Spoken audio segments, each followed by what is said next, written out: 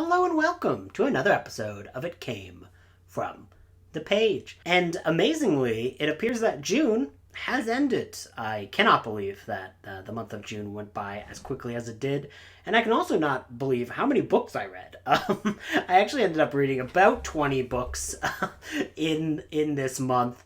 And that was a big surprise. I did not expect my reading numbers to get that high.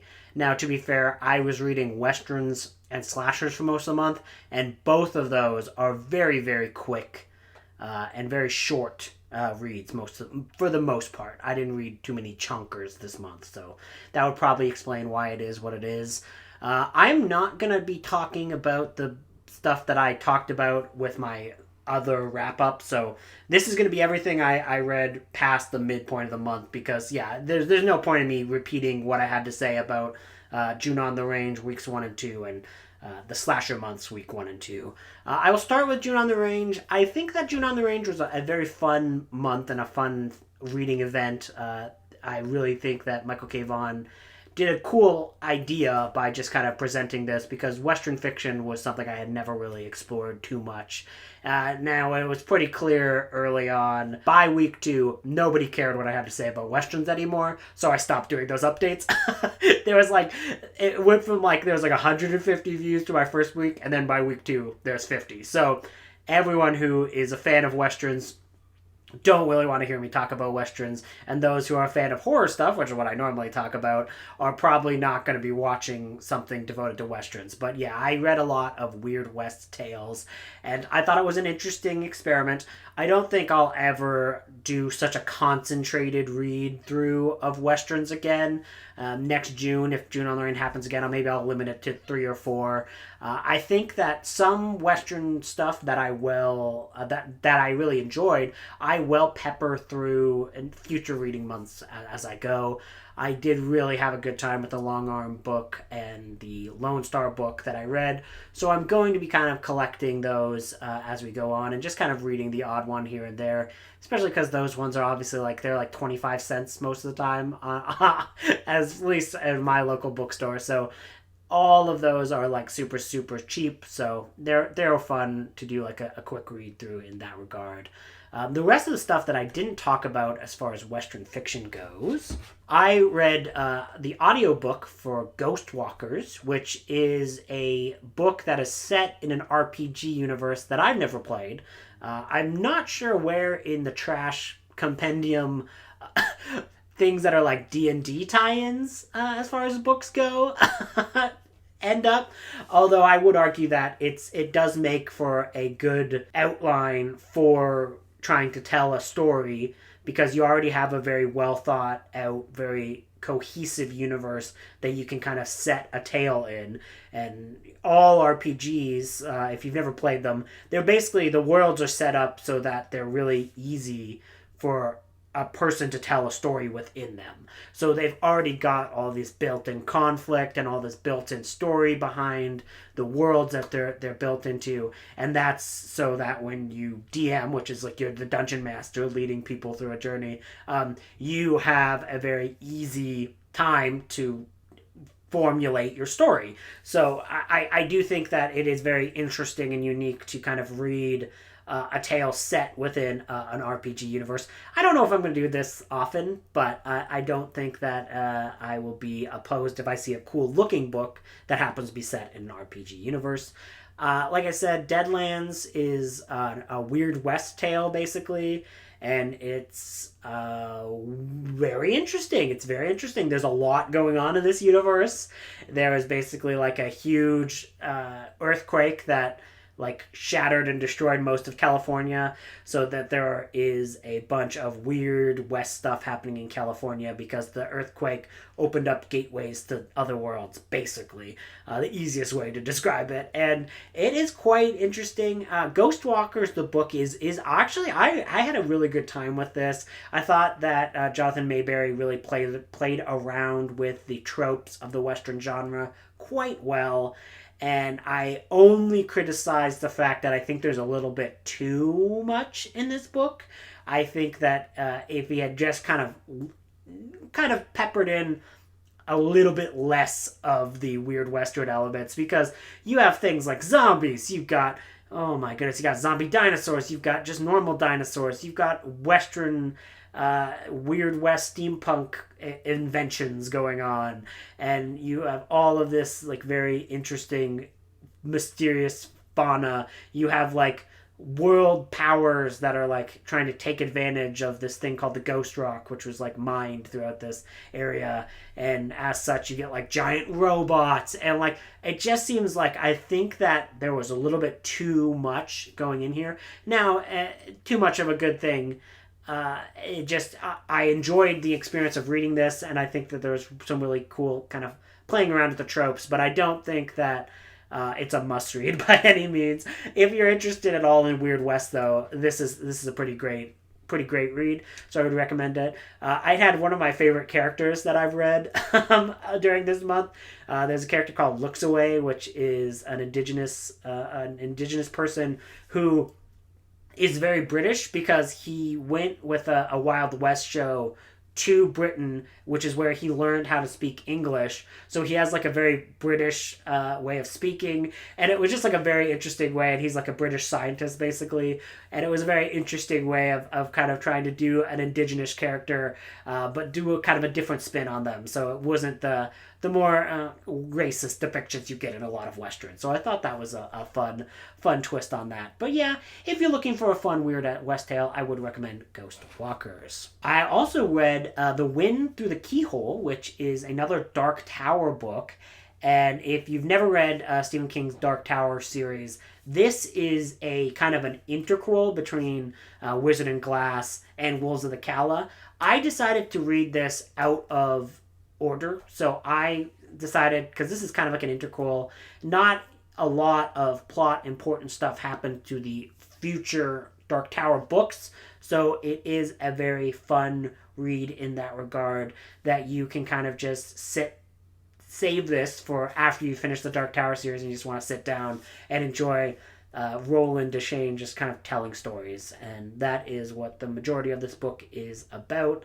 And the stories he tells are like Western, and there's also a very interesting fairy tale story kind of told within the Westerns. There are stories within stories here. And yeah, this was just really fun to kind of get back into the world of the Dark Tower and just enjoy spending time with these characters, because I read through the entire series very quickly, and I'm glad that I did save a little bit so that I could get just a little bit extra little Dark Tower stuff in my life. I did also read a bunch of the Dark Tower comic books, which were all published by Marvel, at least the ones that I read, and I had a great time with those as well. If you're a really big fan of the Dark Tower universe, I would recommend checking those out. They have gorgeous artwork, and the only thing that I criticize about those ones is that there is a little bit too much in terms of dialogue and writing in them. I think they could have probably been a bit more sparse with some of that stuff, but as a whole I did enjoy the comic books as well. It was just a fun way to kind of like experience more of the Dark Tower universe. I finished Cowboys and Saurians, which is dinosaurs and prehistoric beasts as seen by the pioneers. Now, this is by John LeMay. I've read a number of John LeMay books. I really do enjoy John LeMay as a writer, and he does mostly nonfiction. And this is a nonfiction, quote-unquote, recounting of various prehistoric animal sightings in the Old West. And this was really fun to read. My only criticism is not from John LeMay's writing. It's that some of these old newspapers, were not the best written. That's not anything to criticize him with. He's kind of archiving these old newspaper articles, and they're not all created equally, I would say. I did have a good time reading this, but it did take a little bit longer than originally anticipated. Just because like some of those newspaper articles are a little bit of a like, yeah, all right, get to the point. So if you're one of those people who just like to read old stories that are quote unquote true, this is a pretty good way to start. The last thing I read for June on the Range was Ghost Stories of the Old West. And this was a nice little collection, and I had a great time with it. This is really, really well written.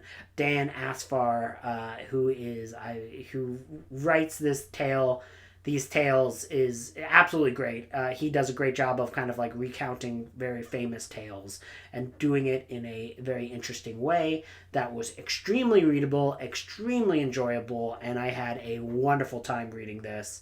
It was kind of amazing because it even included a few ghost stories from the Canadian West, and it actually made me learn some stuff about the area I'm living in. I live in an area of Regina called like the Qu'Appelle region, and that Qu'Appelle is based off of an old ghost story, and I had no idea. I had no idea that the name of this little area I'm living in is based off an old ghost story, and I learned that from reading this, and that was the last thing I expected from June on the Range, to learn anything about my own location. So I had a great time with this. Very well written, very quick read. If you can track this down, I would definitely recommend it. Now on to the other part of the month that I was participating in, and that was Summer Slasher Months, which was put on by Kelsey from Slime and Slashers. This started out bad. Like, I did not enjoy The Summer Has Ended and We Are Not Saved, but everything I've read after that, I really enjoyed. So I really enjoyed Camp Slaughter, and I talked about that before, and I also really enjoyed the other books that I'm going to talk about, starting with Nightshoot by David Sodergren. I had a great time. This is a mean little slasher. All the characters are pretty mean in it, but it does have like a very nice and sweet central like romance. There's like this very nice lesbian romance at the center that was a complete surprise. I wasn't expecting that in this particular book, and as soon as I started out and they had this very sweet romance, I was like, oh, this is nice. Like a very sweet relationship, and it's weaved into a very mean gnarly story. The actual slashers and what is doing all of the violence in this is woof. Is something to behold. Is something to behold. It is quite a wild ride, and I did really enjoy it. And again, it's a slasher book, so it's super quick to read. And I enjoyed it enough that I bought David Sodergren's Western. Didn't get a chance to read it, but I was kind of interested to do that. And that's funny because it's the opposite of what happened with Tim Meyer. Because I read Tim Meyer's Western, and then I wanted to read. Then I bought Kill Hill Carnage, which is his slasher book. So I didn't get a chance to read that one just yet. But I do have both of those on deck because I enjoyed the writers. So I was very surprised with this one. I didn't know what to think going in, and I'm glad I didn't know what to think because it was a pleasant surprise. Slasher adjacent, for the scary sleepover weekend, I did read Virtual Terror, which is Freddy Krueger's Tales of Terror, number 3. And this is written by David Bargantino. And I had to listen to the audiobook for this. I do actually own this one. I do own this book physically, but I was doing a bunch of running around, and I was worried that I wouldn't be able to get to all the books that I wanted to. So I did listen to the audiobook provided by the 80s Slasher Librarian, which was a great time. I think that creator has a great reading voice. The only thing that gets a little bit tiresome is that like there was like intros, like you had like intro music and like people doing like little intros that are like fine, but also like I'm just like skipping through it because I'm like, all right, let's get on to the chapters. But again, like that was super easily clicked through just by speeding through that section a little bit. But the actual story itself was surprisingly good. I was really kind of like hooked with this. I had not read any YA anything involving Freddy Krueger before, and it starts out with like a Freddy Krueger introduction, and I thought that was going to be it, but no, Freddy Krueger does kind of come into play a little bit as this goes in, and I also didn't expect this to be a slasher at all, and yes, it is kind of a slasher, so I was really pleasantly surprised by that. It's also like incredibly 90s. The main thrust of this book is because somebody is staring at an evil magic eye poster, or at least that's what they think, and that's kind of how the story gets started. And I just was want to keep having someone come over and just yell, "It's a sailboat!" Like in Mallrats, but it was like it literally. The opening did kind of remind me of Kevin Smith's Mallrats, and that it's like this 90s mall, and all these kids are like hanging out in it, and as they're going about their day, they come across this magic eye poster, and it was just very silly. But the kills are actually surprisingly pretty gruesome and pretty well done. I actually really enjoyed the characters in this as well. I was not expecting to get much of anything with these characters, and I thought that there was quite a bit to them. They weren't just like disposable slasher villains. There was a little bit more to them, and there was an actual story going on, and it all felt really kind of true to high school. And I'm not a big YA person in general, but the odd dalliance with YA is fun for me, and I did quite enjoy this book. And the way that Bergantino writes Freddy Krueger is very funny. There is a lot of very classic, very silly Freddy Krueger-esque lines, and I absolutely loved it. I had a great time listening to this, and if you ever find these, the problem is like with these is like because they're related to Nightmare on Elm Street, they can go for like stupid prices online. So really, if you find one of these in the wild, yes, I would definitely recommend grabbing them for a good price. But also, like, if you want to listen to these, just listen to the 80s Slasher Librarian and listen to his audiobooks, because they were quite good and quite entertaining. And I just had a good time with this, and it was kind of perfect to start out the Scary Sleepover Weekend. The final slasher adjacent thing I read was Ripper, which is this pretty chunky anthology, and I read like probably the first half of it at the start, and then I waited a while, and then I finished it, and oh man, this is a very interesting collection, because there are a number of really, really good stories. They're just mainly like front loaded with the best, and then when you get to the last half, there are some stories in this where I'm like, oh, I feel like this writer has some problems with women. Like, it's really hard to write about Jack the Ripper in a way that if you are experiencing in his head, or you're trying to come up with the reason why he's doing the killing. Like, right, so you obviously are trying to tackle misogyny in some form or another. I just felt like some people did it better than others. I would be interested to hear if Carl Edward Wagner is like a good writer otherwise, because his Jack the Ripper tale is probably one of my least favorites of this, where I was like, oh, gross. There's also, in this last little chunk here, there was a really just a mean little story called Knuckle Bones by Tim Sullivan. And oh gosh, it gave me flashbacks to The Summer Has Ended and We Are Not Saved, in that it's just horrible things happening to children. And I'm like, you know what? I figured out that if I'm reading a slasher book or I'm reading a horror book, I don't want to read that happening to children. Not that I thought I would have wanted that before, but I just think apparently that's one of my turn-offs for a book, is like, doing the fun slasher vibes, but then putting it where like they're like 10 years old, and you're like, well, that's horrible and horrifying, and I don't want to read this.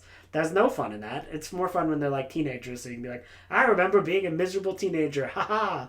Like, it's just more palatable for me when you like age up the characters. So the younger kids in some of these tales was like, ugh. And it was also like very gruesomely written. The Jack the Ripper tales are already like gruesome as hell, so doing a story on them, and doing a bunch of stories on them, you're gonna get a repetitive nature of horrible things that are recounting some truly horrific crimes. So I don't know if I recommend that. I think I probably will get rid of that anthology. Like I said, it starts really well, and there are a few like really good stories in here. It's just, I don't know if I'll ever read it again. So I think I probably will get rid of this. If you are a fan of extreme horror, maybe seek this one out. Otherwise, I wouldn't. It's not very fun. It's not bad though, but too much. Didn't need it. The last few books that I have are things that are disconnected to either month. And that is, I read A Werewolf in Riverdale, which is an Archie horror book, which was absolutely great. I was really surprised by this. Super duper short book. I've had this in my Audible library for a while. I used to do a Riverdale podcast called Milkshakes and Mimosas. If you're interested, you can look that up. I do just love the television show Riverdale, but I also do enjoy those original Archie comics. And the Archie comics adapt well to horror super well. They really do really kind of infuse all of the tropes are kind of built in already, so you can just kind of do the stories and just tell a slasher story with pretty much pre-built characters. And this was not a slasher tale, this was a werewolf tale, and it was really great and also like gnarly as hell. Some of the kills in this were like, whoa, hi-ya-ya-ya-ya. And I just had an absolutely wonderful time reading this. It's kind of an adaptation of the comic book series Jughead the Hunger, but I think it's better than Jughead the Hunger, which is a Archie horror comics. And I just think that A Werewolf in Riverdale is better than that. Technically, I guess it's also YA because it's like the Archie characters. So I guess here's one of the YA books that I read this month. The other YA book that I read this month was Alien Echo, and I read this for my popcorn read for Scary Sleepover Weekend. I wasn't planning on reading this, but I just was having incredible brain fog throughout that weekend, so I had to go to an Audible book, and this was in my Audible library, and I was like, oh, this is one of the few modern Alien books I have not read, and again, it's a YA book. And I love this. This is really, really good. This is really interesting. I had a great time reading this. It's like another book with like a very strong lesbian relationship at the core. Mira Grant is really, really good at writing young characters. And just the way that everything kind of goes in this story is quite great. Because for a while, it's just like a really interesting and fun sci-fi like high school set book, and then all of a sudden about probably about like a quarter in, the alien stuff all of a sudden like ramps up and like starts happening, and it was really fun. This is a book that was written in first person, which I wasn't sure how I would like. Again, first person narratives as far as fiction goes, it's a hit or miss, so it's not really sure what air it will fall one way or the other, and I thought this one did it quite well, and I had a great time with this. Basically, the basic plot is that a young girl and her sister are traveling with their parents, who are like xenobiologists, and they go around to all these different alien colonies. And they came to this particular alien colony, and what they do is they kind of do studies on like the flora and fauna and the wildlife of the area, and then kind of do a lot of studies there and kind of help to protect and set up the new colonies for success. So they move around a lot, so they don't have a lot of attachments. The one sister is very sick, so she actually has to like kind of do conference calls for all of her schooling, and the other girl actually goes to school and gets kind of taught, and it's just kind of an interesting little YA story, and all of a sudden xenomorphs show up, and it is really, really fun and really great. Had a great time with this one.